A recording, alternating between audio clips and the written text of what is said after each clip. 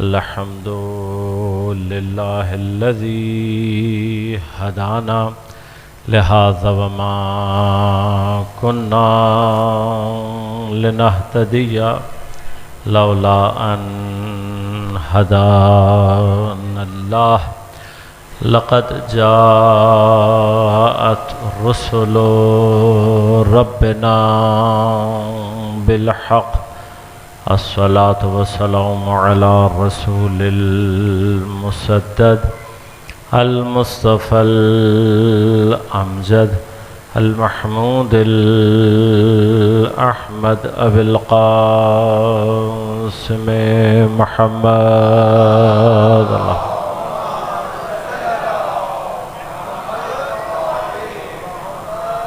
والصلاة والسلام على أسد الله الغالب غالب على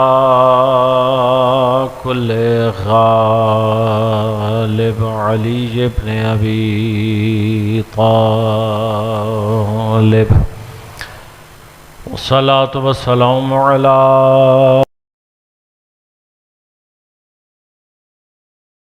المظلومة الطاهرة البتول بضعة الرسول فاطمة الزهراء سيدة النساء العالمين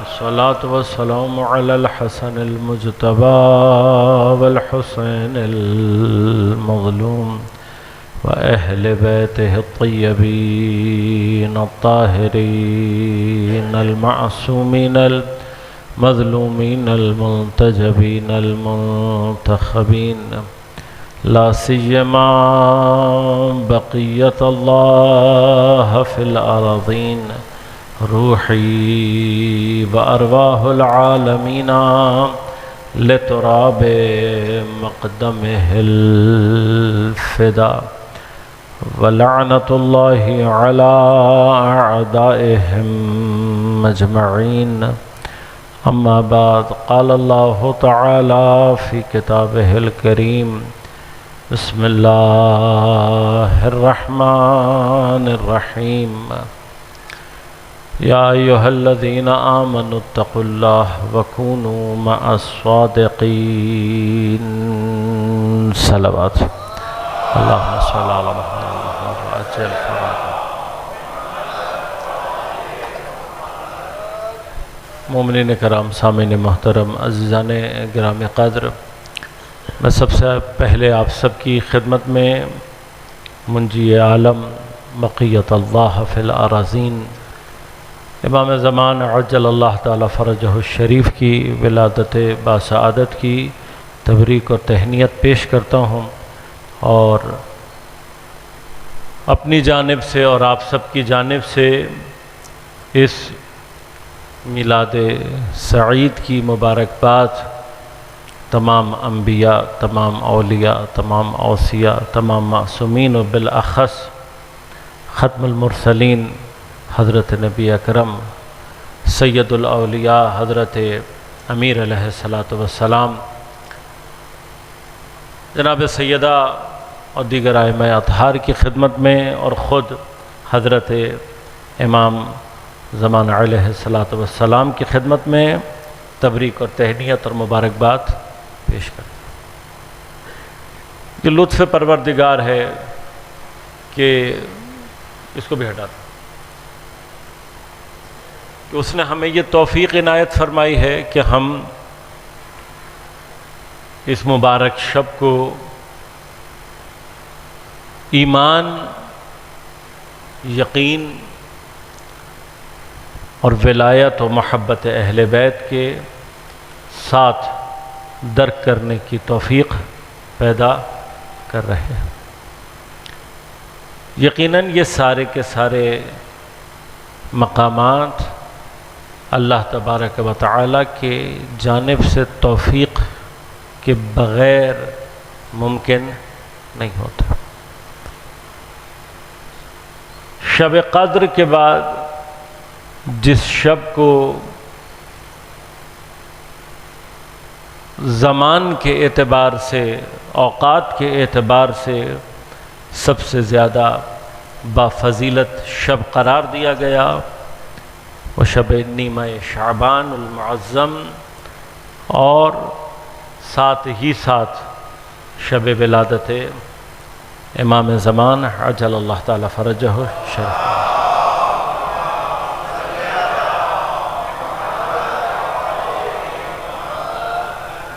میں بارہا آپ کی خدمت میں یہ بات عرض کر چکا ہوں کہ یہ کائنات حوادث نہیں ہے، ایکسیڈنٹس نہیں ہے، بلکہ کائنات واقعات ہے۔ ہر چیز اس کائنات میں پروردگار عالم کی جانب سے ایک طے شدہ منصوبے، ایک طے شدہ پلاننگ کے تحت وقوع پذیر ہوتی۔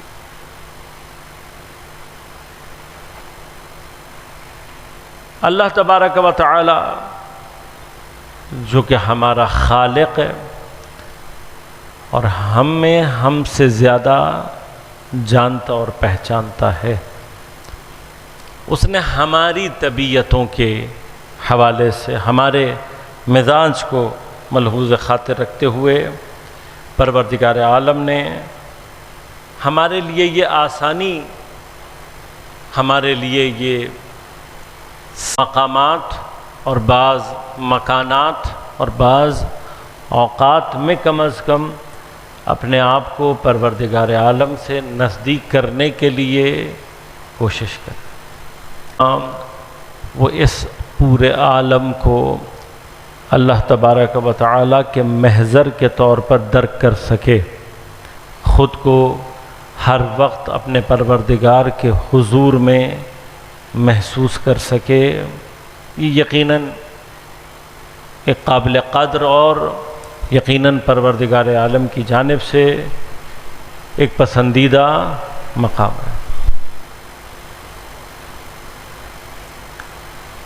اللہ تبارک و تعالی قرآن کریم میں ہماری خلقت کے ہدف کو اسی کیفیت کے ساتھ جب بیان کرتا ہے تو فرماتا ہے وَمَا خَلَقْتُ الْجِنَّ وَالْإِنسَ إِلَّا لِيَعْبُدُونِ، نہیں خلق کیا میں نے جن و انس کو مگر اپنی عبادت کے لیے۔ میں نے یہ بھی بارہا آپ کی خدمت میں دہرایا ہوا ہے جملہ کہ اگر اللہ سے پہلے نفی آ جائے یفید الحصر ہے، یعنی خلقت جن و انس کا ہدف صرف اور صرف کیا ہے؟ لیعبدونی، یہ کہ میری عبادت کریں۔ یقیناً اس عبادت سے مراد صرف افعال عبادی نہیں ہے، عبادت سے مراد صرف یہ نہیں ہے کہ جن و انس کو اللہ تعالیٰ چاہتا ہے کہ یہ ہر وقت نماز پڑھتے رہیں، ہر وقت روزے کی حالت میں رہیں، ہر وقت جہاد کی کیفیت میں رہیں، نہیں، جن و انس کی خلقت کا ہدف عبادت، اس سے جو مراد ہے وہ یہ کہ ہمارا ہر عمل اگر خدا کی رضا کے لیے ہو جائے تو ہمارا ہر عمل خود بخود عبادت میں تبدیل ہو جاتا ہے۔ افعال عبادی اور ان کی اہمیت اپنی جگہ پر ہے، لیکن عبودیت اور عبدیت کا نچوڑ کیا ہے؟ عبد کسے کہتے ہیں؟ عبد اسے کہتے ہیں کہ جو اپنے رب کا مطیع ہو، جو بھی کرے اپنے آقا کی خوشنودی کے لیے کرے۔ لہذا اگر ہم اپنے آپ کو خدا کے مقابل عبد ہونے کے مراحل میں لے کر داخل ہو رہے ہیں، ہم عبد بننا چاہتے ہیں، تو یہ عبودیت کیسے حاصل ہوگی؟ اگر ہماری توجہات ہمارے ہر عمل میں خدا کی رضا ملحوظ خاطر ہو۔ وہ اللہ تبارک و تعالی کی رضا، اس رضا تک پہنچنے اس عبودیت کے ہدف کو حاصل کرنے کے لیے اس نے ہمیں خلق کیا ہے تاکہ ہم منزل عبدیت تک پہنچ سکیں، اس کی عبادت ہو سکے۔ اس منزل پر پہنچنا کیسے ہے؟ ہمیں خلق کرنے کے بعد اللہ تعالیٰ قرآن میں فرماتا ہے کہ میں نے زمین و آسمانوں کو عبث خلق نہیں کیا ہے، باطل خلق نہیں کیا ہے۔ اگر اللہ نے ان کو بیکار خلق نہیں کیا ہے، باطل خلق نہیں کیا ہے، تو ان کا بھی کوئی ہدف ہے۔ انسان کی خلقت کا ہدف خدا خود بتا رہا ہے، تمہیں خلق کیا اس لیے تاکہ تم میری عبادت کر سکو۔ اس پوری کائنات کو اس کے خلقت کے ہدف کی طرف لے کر جانا، اگر خدا خلق کر دے، ہدف بھی مقرر کر دے، لیکن ہدف تک پہنچنے کا راستہ اور رہنما مقرر نہ کرے، تب بھی لغویت ثابت ہے۔ لہذا خدا لغو نہیں کرتا، ضرورت عقلی ہے کہ جب اس نے ہمیں خلق کر دیا اور ہماری خلقت کے ہدف کو بیان بھی کر دیا، تو اس ہدف تک پہنچانے کے لیے رہنما اصول اور رہنما افراد کو بھی بھیجے کہ جن کے ذریعے سے ہم وہاں تک پہنچ سکیں۔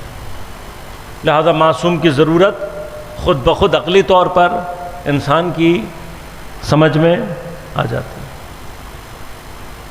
لہذا ہمارا خدا کی طرف ہم کیسے خدا کو راضی کریں گے؟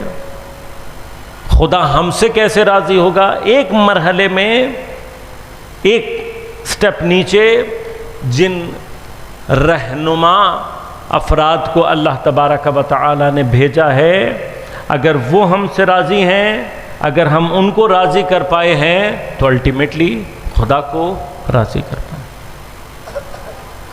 یہ جو طول ہے، اگر اس طول میں سے آپ نے، اس ڈیسینڈنگ آرڈر میں سے اگر آپ نے معصوم کو درمیان سے نکال دیا، تو وہ خلا ہمیشہ باقی رہے گا جو عبد اور رب کے درمیان میں کنیکٹیوٹی کا باعث بنتا ہے۔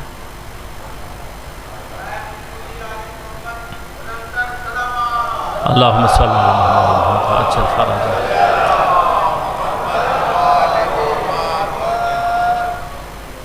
اب آج کل کے دور میں تو بچوں کو یہ سمجھانا بہت آسان سی بات ہے کہ اگر کنیکٹیوٹی ختم ہو جائے، رابطہ ختم ہو جائے، تو کتنے مسائل۔ کچھ دن کے لیے بچوں کا انٹرنیٹ بند کر دو تو ان کے مسائل خود بخود سامنے آ جاتے ہیں۔ لیکن تعجب اور افسوس کا مرحلہ ہے یا نہیں کہ ہماری روح، ہمارے قلب، ہماری حقیقت، ہمارے کمال کی کنیکٹیوٹی ختم ہوئی بھی ہوتی ہے اور ہمیں کوئی پریشانی لاحق نہیں ہوتی۔ یہ مقام افسوس ہے۔ بہرحال خدا واقف ہے، وہ جانتا ہے، اسے پتہ ہے کہ میں نے جن کو خلق کیا ہے ان کے اوپر ان غفلتوں کی، اس نیند کی ظلمت ان کے اوپر طاری ہوتی رہے گی، جانتے ہوئے۔ لہذا اس نے اپنے آپ کو جہاں مطلب بعض مقامات پر جب متعارف کروایا تو کیا کہا؟ اللہ خدا ہے، ولی الذین آمنوا یخرجہم من الظلمات الی النور۔ اللہ صاحبان ایمان کا ولی و سرپرست ہے، وہ کرتا کیا ہے؟ یخرجہم، نکالتا ہے انہیں، من الظلمات الی النور۔ میں نے عرض کیا خالق ہے ہمارا، وہ جانتا ہے کہ میں نے وہ روح کہ جو من روحی کی سند قدسیت رکھتی ہے۔ کبھی اس پہ سوچا کریں کہ اگر ہماری روح کی نسبت اللہ تبارک و تعالی نے اپنی ذات کی طرف دی ہے تو صرف یہ نسبت ہمیں کتنا مقدس بنا دیتی۔ یہ کوئی معمولی بات نہیں ہے۔ الہی ہونا، قدسی ہونا، خدا کی ذات سے یہ نسبت پیدا کر لینا، اس کی اہمیت اور اس کی حیثیت کیا ہے کبھی سوچا نہیں؟ بس ہم عام نہیں ہیں، جن کی روح کو، جن کی حقیقت کو اللہ نے اپنی ذات کی طرف نسبت دی ہو، وَنَفَخْتُ فِيهِ مِن روحی، وہ عام نہیں ہو سکتے۔ اور اس نے ہمیں خلق کرنے کے بعد وہ جانتا ہے انی خالق بشر من طین، میں مٹی سے بنا رہا ہوں، مادے سے بنا رہا ہوں، اس مادے سے بنے ہوئے کے اندر میں اپنی روح میں سے جب پھونکوں گا، یہ روح جنبہ قداست رکھتے، جنبہ قدسی رکھنے کے باوجود اس مادے کی غفلتوں کا شکار ہوگی۔ لہذا میرا کام ہے کہ میں ان غفلتوں میں سے اپنے اس بندے کو باہر نکال، کام ہے پروردگار۔ اس غفلتوں میں سے نکالنے کے لیے اللہ ولی ہے، رسول ولی ہے، اور وہ لوگ ولی ہیں کہ جو ایمان لائے، جنہوں نے زکوٰۃ دی، نماز پڑھی اور حالت رکوع میں زکوٰۃ۔ یہ جو ولایت کا ڈسینڈنگ آرڈر ہے، بنیادی طور پر یہ وہی کنیکٹیوٹی ہے کہ جس کے ذریعے سے ہم نے اپنے آپ کو ظلمات کے دائرے سے نکال کر نور کی طرف لے کر آنا۔ یہ کنیکٹیوٹی ہے، یہ راستہ ہے جس پر سے ہم نے جانا ہے۔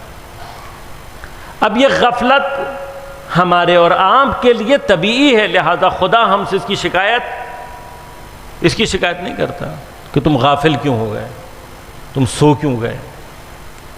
نیند اس نے ہماری، غفلتیں اس نے ہماری سرشت کے اندر رکھی ہوئی ہے، ہم سے غفلت کا سوال نہیں ہوگا۔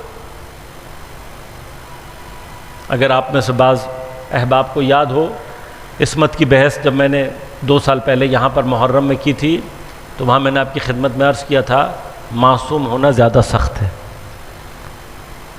اس لیے کہ اللہ معصوم سے حتی خواب میں بھی غفلت کو برداشت۔ معصوم کے لیے غفلت معنی نہیں رکھتی، معصوم کے لیے سہو، معصوم کے لیے نسیان، معصوم کے لیے اجبار، اضطرار، یہ کوئی معنی نہیں رکھتے۔ اسے ہر حال میں اپنی ڈیوٹی کو انجام دینا۔ معصوم کے لیے اللہ تعالیٰ نے کوئی ریلیکسیشن نہیں رکھی۔ لہذا اگر معصوم، اب یہ یہاں بحث غفلت نہیں ہے، یہاں پر بحث سہو و نسیان اور شک اور خطا نہیں ہے، سبقت لسانی، یعنی بولتے ہوئے زبان سے، ہمارے اور آپ کی زبان میں کہتے ہیں سلپ آف ٹنگ۔ اگر معصوم سے سلپ آف ٹنگ ہو جائے اور وہ فوراً اس کی توبہ نہ کرے، خدا حتیٰ اسے بھی معاف نہیں کرتا، سلپ آف ٹنگ کو بھی معاف نہیں کرتا۔ توبہ کی وجہ سے، اس کے متوجہ ہو جانے پر، توبہ کر لینے سے اس کے وہ آثار مرتب نہیں کرتا کہ اگر وہ توبہ نہ کرے تو اس پر مرتب ہوں گے۔ اس کی جو بیسٹ اگزامپل ہے وہ حضرت یوسف علیہ السلام۔ زندان سے آزادی کے لیے اللہ نے حضرت یوسف کے لیے اسی شخص کو قرار دیا تھا، اسی نے باعث بننا تھا۔ ذرا سی سلپ آف ٹنگ ہوئی ہے حضرت یوسف سے کہ انہوں نے اس کو کہہ دیا۔ یہ سلپ آف ٹنگ ہے، یہاں سہو نہیں ہے، غفلت نہیں ہے۔ حضرت یوسف سے یہ پوری طرح سے متوجہ ہیں کہ مجھے آزاد کس نے کرانا ہے؟ اللہ نے۔ اسباب کس نے مہیا کرنے؟ اللہ نے۔ یہ سبب بھی کس نے قرار دیا ہے؟ اللہ نے۔ لیکن ایک ذرا سی سلپ آف ٹنگ، اور پھر فوراً متوجہ ہو کر توبہ کی ہے، تو اللہ نے توبہ قبول کرنے کے بعد بھی فرمایا کہ جو تم نے 7 دنوں میں آزاد ہو جانا تھا، صرف اس ایک سلپ آف ٹنگ کی وجہ سے اب 7 سال اس زندان میں رہو۔ اور مگر میرا اور آپ کا محاسبہ خدا ایسے کرنے لگے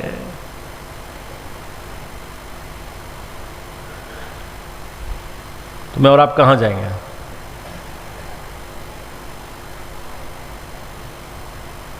لہذا اللہ نے باب توبہ میرے اور آپ کے لیے رکھا ہوا ہے، اور یاد رکھیے گا اس باب توبہ کو اگر مجسم کر دیا جائے تو معصوم کی ذات بنتی ہے۔ توبہ کیا ہے؟ توبہ کا ایک معنی غفلت سے بیدار ہو کر اپنے آپ کو معصوم سے جوڑ لینا، کنیکٹیوٹی پیدا کر لینا۔ میرے اور آپ کے لیے ہے غفلت، اس نے رکھی ہے۔ اس غفلت کے اندر بھی اللہ تبارک و تعالیٰ نے میرے اور آپ کے لیے رحم اور اپنی رحمت کو جاری کیا، لہذا اس نے میرے اور آپ کے لیے نیند بنائی ہے، اور اس نے کہا ہے میں نے رات کو قرار دیا تاکہ لتسکنوا فیہا، تم اس کے اندر سکون پاؤ، جا کر سو۔ میں نے خلقی کس لیے کی ہے رات کو؟ تاکہ تم سو، سکون پاؤ۔ نیند میں کتنا سکون ہے نا سکون نیند میں؟ آپ کو جتنی مرضی شدید صدمہ ہو، آپ جتنی مرضی شدید ٹینشن میں ہو، آپ جتنی مرضی شدید بدنی تھکن میں ہو، کچھ دیر کی نیند آپ کو کیا کر دیتی ہے؟ فریش۔ ٹینشن اس وقت تک بھاری رہتی ہے جب تک نیند نہ آئے، لیکن تھوڑی سی دیر کے لیے بھی آ جائے وہ وقفہ آپ کو ریفریش کر دیتا ہے، آپ کی انرجی کو بوسٹ کر دیتا ہے۔ یہ اس کی رحمت ہے جو نیند کی صورت میں ہمارے اور آپ کے اوپر متجلی ہوتی ہے۔ وہ خود ولا سنتم ولا نوم ہے، خود نہ اونگتا ہے نہ سوتا ہے، جس کو ہادی بنا کر بھیجا ہے اس سے بھی غفلت کو برداشت، یہ اونگ، یہ نیند، یہ غفلت، یہ سب میرے اور آپ کے لیے ہے۔ لہذا غفلت میں وہ کہیں پر آپ پر سختی نہیں کرتا، چونکہ جانتا ہے ہماری سرشت و طبیعت ایسی بنائی ہے کہ جس کے اندر یہ چیزیں پائی جاتی ہیں، لہذا اس کے اوپر ہم سے پکڑ نہیں ہے، بلکہ انہی کا جبران اس نے رکھا ہے توبہ کے ذریعے سے۔ اب وہ پروردگار جس نے رات کو رکھا ہی اپنے بندوں کو سلانے کے لیے، اگر کسی ایک شب میں آ کر وہی پروردگار اپنے بندے سے کہے کہ تو نے جاگنا ہے،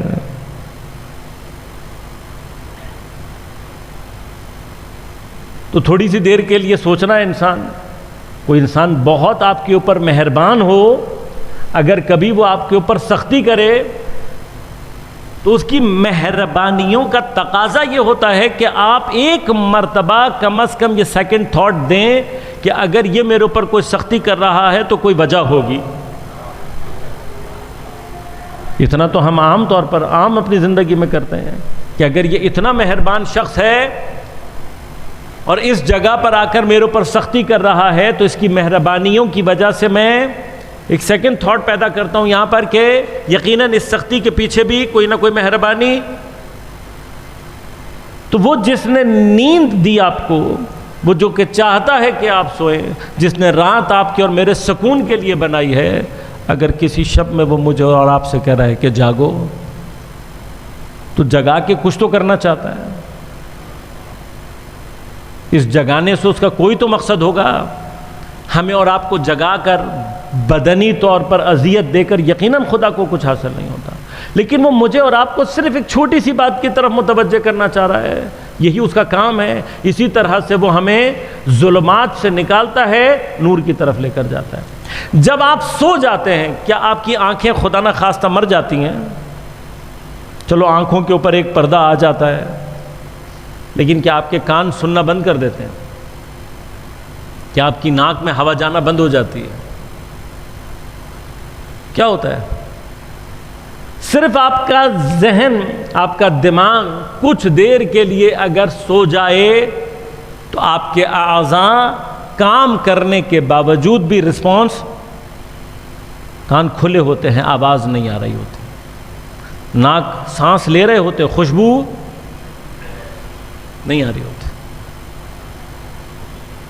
اگر دماغ کچھ دیر کے لیے سو جائے، عضو کام کرنے کے باوجود بھی کام نہیں کر رہے ہوتے، اور اگر دل سو جائے، قلب ہی سو جائے، تو پھر کیا ہوتا ہے؟ نور ہوتے ہوئے دکھائی نہیں دیتا، ہدایت موجود ہوتے ہوئے سنائی نہیں دیتی۔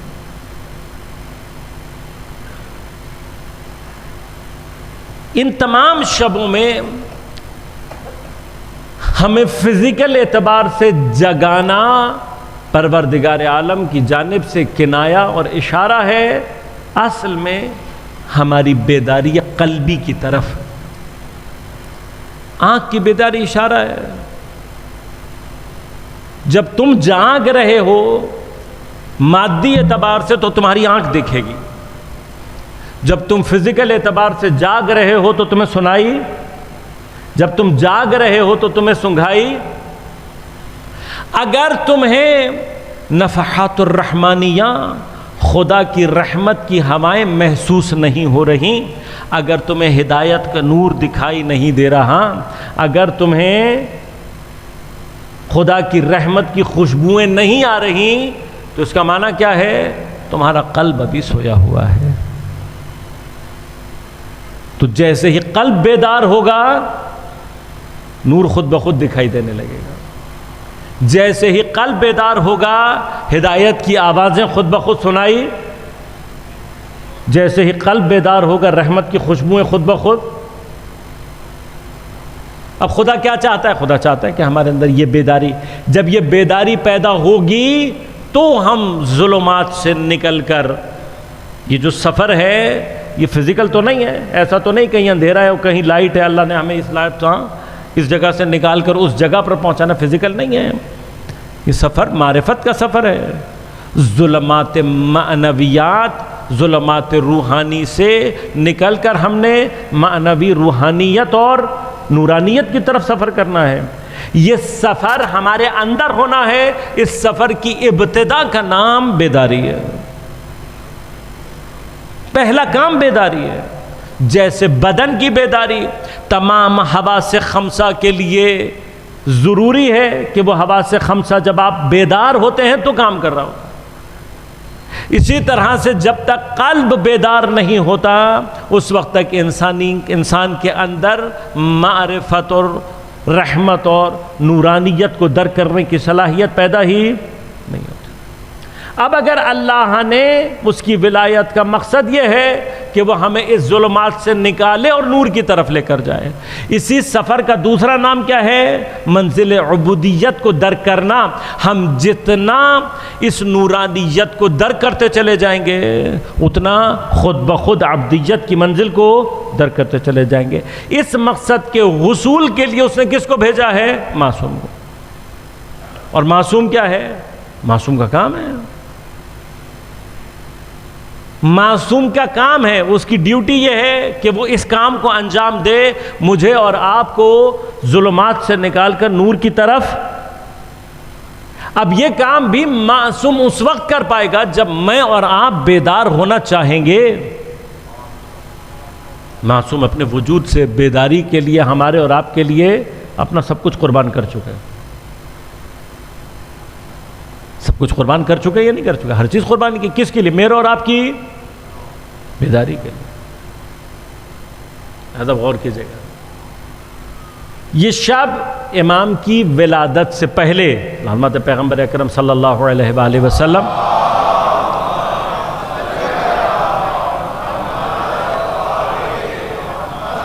حضرت سے روایات ہیں، تو اس کا مطلب امام کی ولادت سے 200 سال 220-30 سال پہلے یہ روایات موجود رہی ہیں۔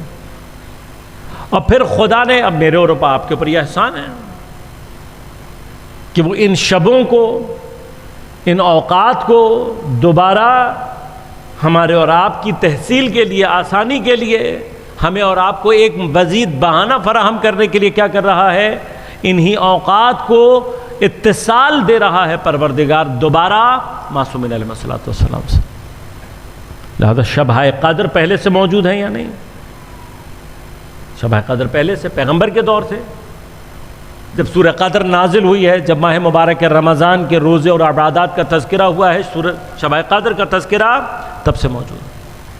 لیکن ان شبوں میں سے ابتدائی 2 شبوں کو اللہ نے انتخاب کیا، میرے اور آپ کے لیے ایک بہانہ اور تسہیل اور آسانی قرار دی کہ عاشقان حضرت امیر کے لیے پہلی 2 شبوں کو اللہ نے اتصال دے دیا حضرت امیر کے ساتھ۔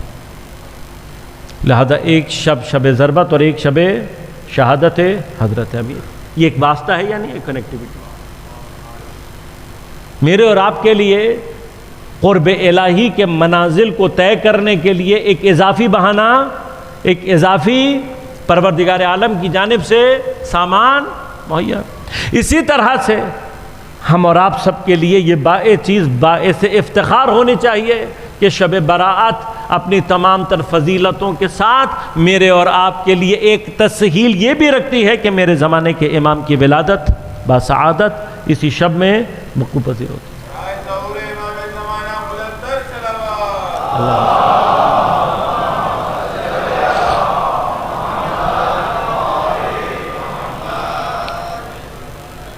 تو ان شبوں میں بیداری اب جو مانگی گئی ہے تو اس کا معنی کیا ہے؟ کہ ہم نے اپنے آپ کو ائمہ کی نسبت سے بیدار رکھنا ہے۔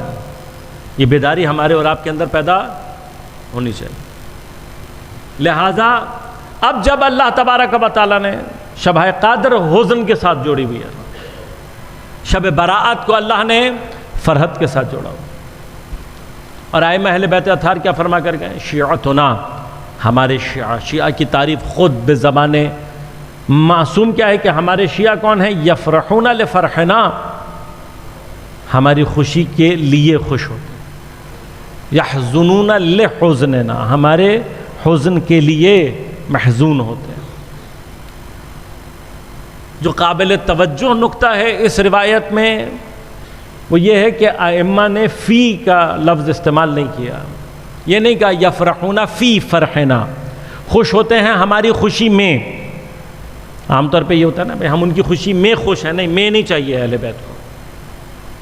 خوشی میں خوش ہونا شاید ہمارے لیے آزادی مہیا کر دیتا کہ بھئی اہل بیت کی خوشی میں خوش ہو رہے ہیں تو خوش اپنی مرضی سے ہو جائیں جیسے ہونا ہے۔ اہل بیت کے غم میں غم منانا ہے تو چلو جیسے اپنے طریقے سے غم منائیں، ان کے غم میں غم زدہ ہیں لیکن غم ہم اپنے طریقے سے منا لینا۔ فرمایا یفرحون لفرحنا، ہماری خوشی میں نہیں، ہماری خوشی کے لیے خوش ہوتے ہیں۔ یحزنون لحزننا، محزون ہوتے ہیں ہمارے غم کے لیے۔ پس ہم نے اگر اہل بیت اطہار سے متعلق خوشی کا اظہار بھی کرنا ہے تو ہمیں یہ سوچنا ہے کہ یہ خوشی میں اپنے مولا کی خوشی کے لیے، ہم نے اگر حزن منانا ہے تو ساتھ ساتھ کیا سوچنا ہے کہ میرا یہ غم میرے مولا کے غم کو کم کرنے کا باعث بنے۔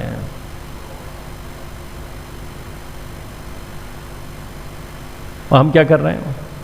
واقعاً مجھے یہ دیکھ کر اور یہ سوچ کر تعجب ہوتا ہے، کہاں سے یہ رسمیں آئی ہیں، کہاں سے یہ عادات آئی ہیں، لیکن خدا جانے کیوں ہم مصر ہیں بغیر سوچے سمجھے ان چیزوں کو آگے مزید اپنی نسلوں کے حوالے کرنے پہ۔ کون سی خوشی ہے یہ جو اس وقت ایک بہت بڑی تعداد لہویات اور لغویات کو انجام دے کر منا رہی؟ یہ جو اس وقت مسلسل اذیتناک آوازیں، یہ پٹاخے، یہ بم، یہ سب کچھ جو چل رہا ہے، میں نے بہت غور کیا عزیزان من، شرعی تو کوئی فائدہ یہاں پر موجود نہیں ہے، عقلی اور مادی کوئی ایک فائدہ میری کم از کم اب تک سمجھ میں نہیں آیا کہ اس عمل کا کوئی ایک عقلی یا مادی کوئی ایک فائدہ آپ میں سے کسی کو معلوم ہو تو مجھے بعد میں بتا دیجیے گا، میری نالج میں اب تک نہیں ہے، اور میں صرف ایک طالب علم کی حیثیت سے اتنا جانتا ہوں کہ کسی عمل کا اگر شرعی، عقلی اور مادی کوئی فائدہ نہ ہو، ایسے ہی کام کو شریعت اور قرآن لہو کہتی ہے، اور لہو کو عمدن انجام دینا گناہ ہے۔ اب وہ شب جس میں خدا ہم سے بیداری چاہتا ہے، ہماری اور آپ کی تسہیل اور آسانی کے لیے اس نے مجھے اور آپ کو یہ موقع بھی فراہم کر دیا کہ ہم اس کو خوشی کے ساتھ منائیں، لیکن اپنے آپ کو امام کی ولادت سے بھی جوڑ کر رکھیں۔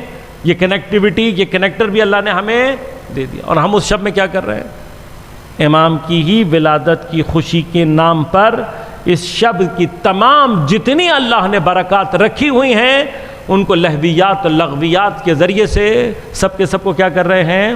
برباد کر رہے ہیں۔ کوئی ایک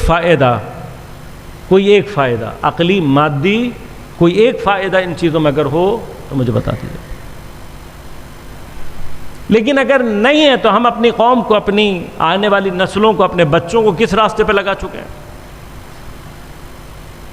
یہ لہویات اور لغویات کیا تحفہ دے رہے ہیں ہم اپنے زمانے کے امام کو؟ یہ تحفہ ہے، یہ خوشی ہم امام کے لیے منا رہے ہیں۔ ائمہ کا لہویات اور لغویات کی جانب رویہ کیا ہے؟ وہ چیزیں جو ائمہ کو اذیت دیتی ہیں ان میں سے ایک چیز کیا ہے؟ لہویات اور لغویات۔ نہیں پسند کرتے ائمہ اپنے چاہنے والوں کو لہویات اور لغویات میں۔ ہم امام کی ولادت کے جشن میں امام کو کیا تحفہ دے رہے ہیں؟ لہویات اور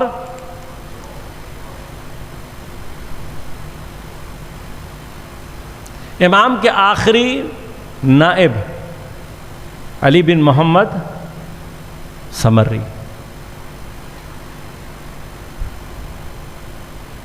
ان کی جب علالت کا وقت آیا ہے، بیمار ہوئے ہیں، اور ان کے فوت ہونے سے پہلے کچھ لوگوں نے جب ملاقات کی تو ان سے کہا آپ نے آخری بار امام کو کہاں اور کس حالت میں دیکھا؟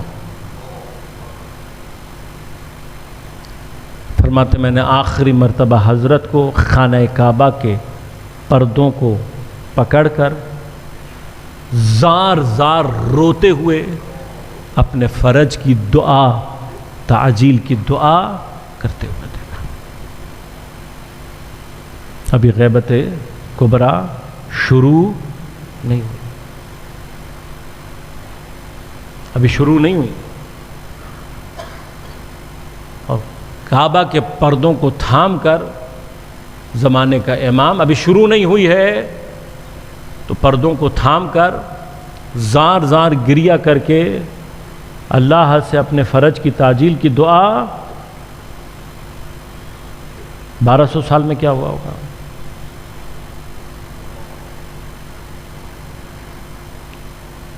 مگر اب ہمارے لیے بس نہیں ہے، نہیں آیا اب بھی وہ وقت کہ ہم اگر ظہور کے راستے میں کوئی بہت بڑا کارنامہ انجام نہیں دے سکتے، کم از کم اپنے زمانے کے امام کو اذیت پہنچانا کم کر دیں۔ کم از کم یہ سوچ لیں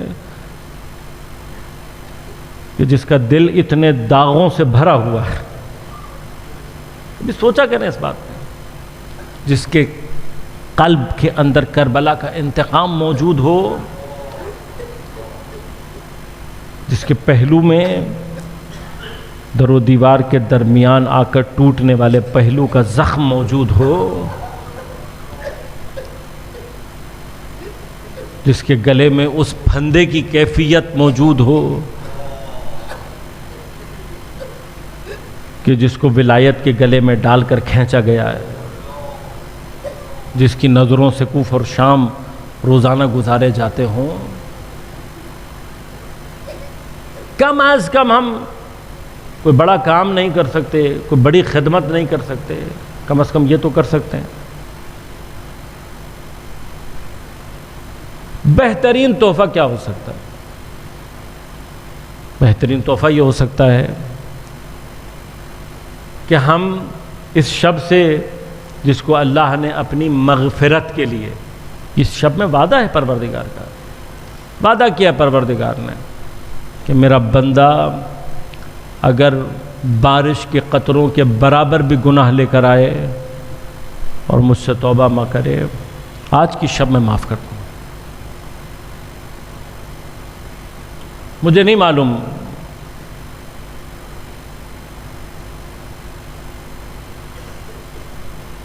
کہ اس شب میں یہ راز کیا راز ہے۔ مجھے واقعاً میں پورا وقت تقریباً یہاں پر آنے سے پہلے بار بار یہ بات سوچ رہا تھا۔ تقریباً ہر شب میں، چاہے وہ ولادتوں اور اعیاد سے منسوب ہو، چاہے وہ ایام حزن اور ملال سے منسوب ہوں، آپ جانتے ہیں کہ تمام ایام میں ایک بڑی کنیکٹیوٹی دینے والی ذات امام حسین کی ذات ہے۔ یہ کنیکٹرز ہیں نا، میں نے عرض کیا اللہ اور ہمارے درمیان میں کنیکٹرز کون ہیں؟ معصوم نبی، اور یقیناً ان سب میں سب سے زیادہ قوی ذات، سب سے زیادہ سری، سب سے مضبوط کنیکٹر کون ہے؟ ذات گرامی سید الشہداء۔ لہذا کوئی شب ایسی نہیں ہے، کوئی مقام، آپ پیغمبر کی زیارت کرنے جائیں گے امام حسین کی زیارت ہے، آپ بقیہ جائیں گے امام حسین وہاں، آپ روضہ حضرت امیر جائیں گے زیارت امام حسین، تقریباً تمام جتنے بھی روضہ مبارک ہیں کسی بھی معصوم امام حسین، مسجد الحرام چلے جائیں، مسجد النبوی چلے جائیں، مسجد کوفہ چلے جائیں، ہر جگہ، ہر مکان میں، اسی طرح سے ہر زمان میں امام حسین۔ کوئی شب، کوئی دن ایسا نہیں ہے جس کو اللہ نے اپنے آپ سے منسوب کیا ہو اور امام حسین کی زیارت موجود۔ لیکن آج کی شب کا ایک عجیب سا، میں بہت واقعاً اس پر سوچا ہے، مجھے سمجھ میں نہیں آیا۔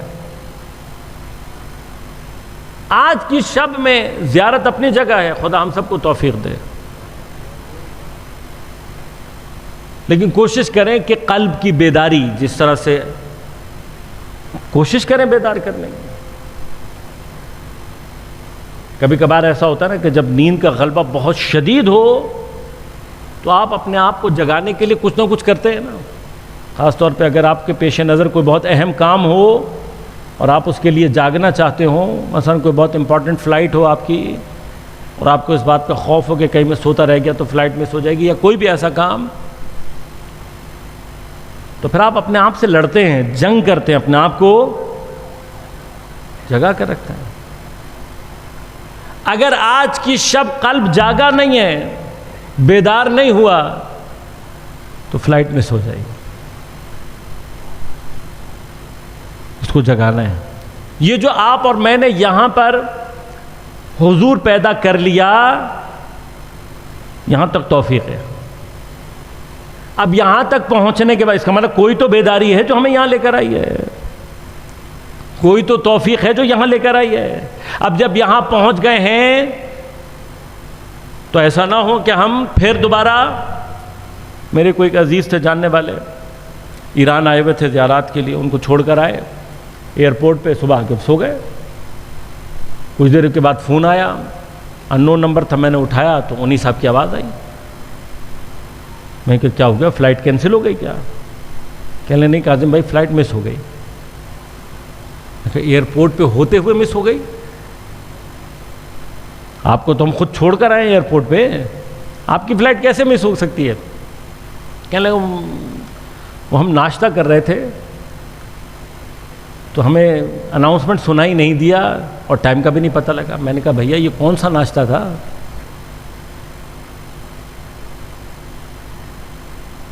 اگر آپ کی اتنے بجے فلائٹ چلنی ہے تو ٹیکنیکلی آپ کی اپنی ذمہ داری ہے کہ آپ نے اپنے آپ کو پہنچانا ہے۔ اب ایئرپورٹ پر پہنچ کر بھی کوئی اس قسم کا ناشتہ اگر کر رہا ہو اور فلائٹ چھوٹ جائے تو یہاں تو گنجائش تھی، وہ گنجائش صرف یہ تھی چونکہ ایگزٹ لگوا چکے تھے، انہوں نے کہا بھائی آپ کے پاس یہ ہے کہ آپ رہیں یہاں پر اور اگلی فلائٹ کا ٹکٹ لیں اور جائیں۔ لیکن اس شب کے بعد مجھے اور آپ کو کوئی فلائٹ ملے گی یا نہیں ملے گی، اس کا کوئی امکان نہیں۔ مجھے نہیں پتا، میں پھر سرچ کر رہا ہوں، ہر شب میں زیارت سید الشہداء موجود ہے، لیکن اس شب میں مجھے نہیں معلوم کہ شاید ولادت حضرت امام علیہ السلام کی وجہ سے مجھے اور آپ کو اللہ نے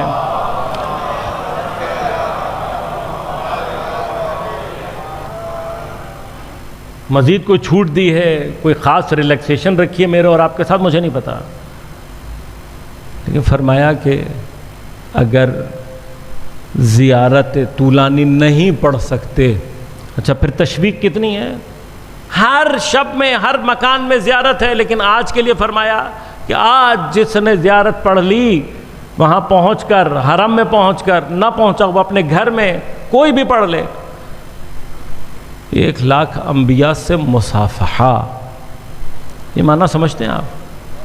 کبھی اس لفظ پہ غور کیجئے گا نا،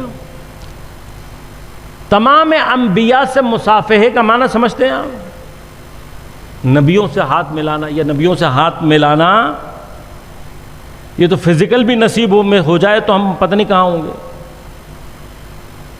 اس مصافحے سے مراد کل نبوت سے ارتباط کا معنی رکھتا ہے، یہ صرف ہاتھ ملانا نہیں ہے، یہ وہ کنیکٹیوٹی ہے۔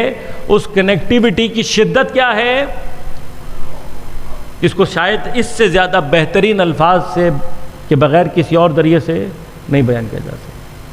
دیکھیں محدودیتیں ہیں، جب حضرت امیر کے لیے کہا گیا، چنیدہ انبیاء کے لیے کہا گیا فلاں نبی کی فلاں صفت کو دیکھنا چاہو، فلاں نبی کی فلاں صفت کو دیکھنا چاہو تو حضرت امیر، لیکن یہاں پہ کہا جا رہا ہے کہ حضرت امام حسین پر زیارت پڑھنے کا مطلب تمام انبیاء سے ایک ساتھ کنیکٹیوٹی، اتنی قوی کنیکٹیوٹی، تو پھر زیارت بڑی طولانی ہونی چاہیے، نہیں ہے، ساتھ سے بزا تعجب کا مرحلہ ہے۔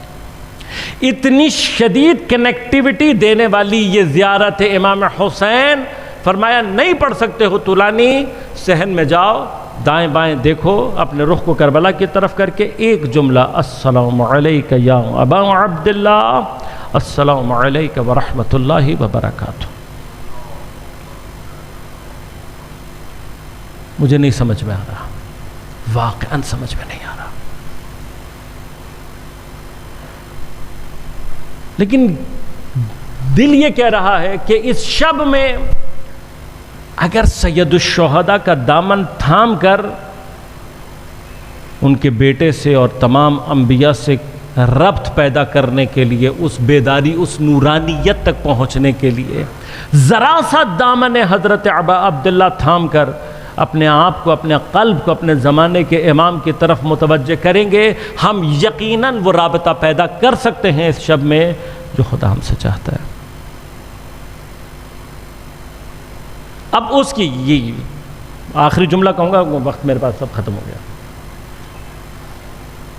جب اس نے میرے اور آپ کے لیے تسہیل یہاں تک دے دی ہے، یہاں تک پہنچا دی ہے، تو جو ابتدا کرنی ہے وہ اس یقین کے ساتھ کرنی ہے کہ جب اللہ نے اتنا زبردست پیکج دے دیا، تب یہ ممکن نہیں ہے کہ میں توبہ کروں اور خدا میری توبہ کو قبول نہ کرے۔ بس آخری جملہ کہہ رہا ہوں اور پھر زحمتوں کو تمام کروں گا۔ یہ کنیکٹیوٹی پیدا ہو جائے، جب عقل، آپ کی برین بیدار ہو تو دکھائی دے رہا ہوتا ہے، سنائی دے رہا ہوتا ہے، سنگھائی دے رہا ہوتا ہے۔ قلب بیدار ہو جائے، نورانیت آنا شروع ہو جاتی ہے، لیکن یہ نورانیت فزیکل تو نہیں ہے، وہ آپ کے اور میرے اندر بتی نہیں جلے گی، وہ ہوائیں نہیں تبدیل ہوں گی۔ نفحات الرحمانیہ کا معنی وہ یہ نہیں ہے کہ کھڑکیاں کھولیں گی اور ایک ٹھنڈی سی ہوا کا جھونکا آئے گا اور میں اور آپ سمجھ جائیں گے کہ مجھے اور آپ کو نفحات الرحمانیہ، نہ، اس کا تعلق درون سے ہے، اس کا تعلق روح سے ہے۔ روح جس وقت نفحات الرحمانیہ کو درک کرتی ہے، روح جس وقت نور کو دیکھنا شروع کرتی ہے، روح جس وقت رحمت کی خوشبو کو محسوس کرتی ہے، فزیکل اثر اس کا آنکھ سے اشک کی صورت میں جاری ہوتا ہے۔ اب میری روح بیدار ہوئی ہے یا نہیں؟ تو اگر میری آنکھ سے اشک جاری ہو رہا ہے تو یہ سائن اور علامت ہے اس بات کی کہ میرے اندر بیداری پیدا ہو گئی، یہ علامت ہے اس بات کی کہ میں کنیکٹ ہو گیا۔ تو اس عاشق کو اپنی روح کو بیدار کرنے کے لیے بیداری کی سب سے پہلی علامت کیا ہوتی ہے کہ انسان جب غفلت سے باہر آتا ہے تو سب سے پہلے اگر اس غفلت کے دوران اس نے کچھ غلط کر دیا ہو، آپ سے سوتے ہوئے کوئی غلط چیز ہو گئی ہو، آپ سے سونے اور غفلت کی وجہ سے وہ چیز مس ہو گئی ہو، تو پہلی حالت کیا طاری ہوتی ہے؟ ندامت، پشیمانی۔ تو یہاں سے کام شروع ہوتا ہے۔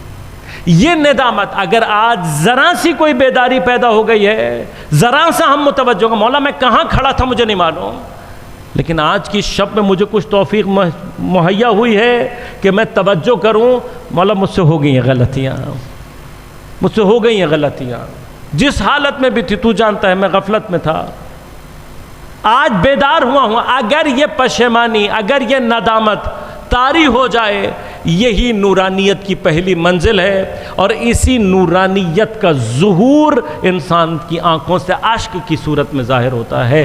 اب یہ عشق جتنا طولانی ہوتا چلا جائے گا اتنا قلب خود بخود بیدار ہوتا چلا جائے گا، اتنی نورانیت بڑھتی چلی جائے گی۔ میری آنکھ سے یہ عشق طولانی ہو، خدا مجھے دوبارہ ابا عبداللہ الحسین سے جوڑ رہا ہے، اس لیے کہ یہ وہ سفینہ عشق ہے جو آنسوؤں پر سفر کرتا ہے، اور خدا کو دعا ہے پروردگار کے حضور میں کہ بحق زہرا و ابیہا و بعلہا و بنیہا و بحق سید الشہداء ہمیں یہ توفیق عنایت فرمائے کہ ہم آج کی اس شب کی تمام برکتوں اور رحمتوں سے صحیح استفادہ کر سکیں۔ پروردگار تجھے اس شب کی تمام برکتوں، تیرا وعدہ ہے کہ اس شب میں تو سائلین کے سوال کو رد نہیں کرتا، ہماری حیثیت اور اوقات کو نہ دیکھ، ہمارے الفاظ کی، ہمارے گناہوں کی، ہماری ذات کی کم حیثیتی کو نہ دیکھ، جن کو واسطہ بنا رہے ہیں ان کی عظمت کا تجھے واسطہ ہے پروردگار۔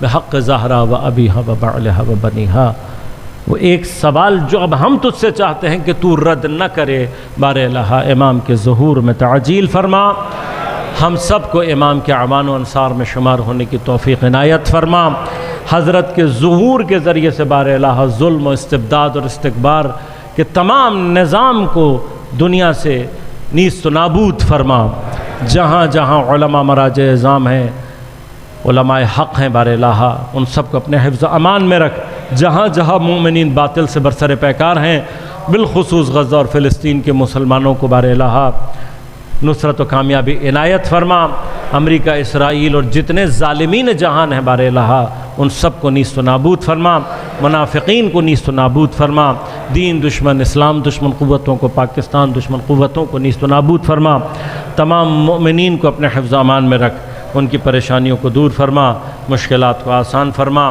بیماروں کو صحت کامل عاجل عنایت فرما، بالخصوص 5 ماہ کا کوئی بچہ علی رضا بیمار ہے، اور سید صفدر حسن نقوی صاحب فالج اور عارضہ قلب میں مبتلا ہیں، بحق زہرا و ابیہا و بعلہا و بنیہا، بار الہا ان تمام مریضوں کو شفاء کامل عاجل عنایت فرما، ہم سب کو امام کے اعوان و انصار میں شمار ہونے کی توفیق عنایت فرما، ہمارے مرحومین کی مغفرت فرما، ہمارے مرحومین و بالخصوص شہداء کو جوار سید الشہداء میں جگہ عنایت فرما۔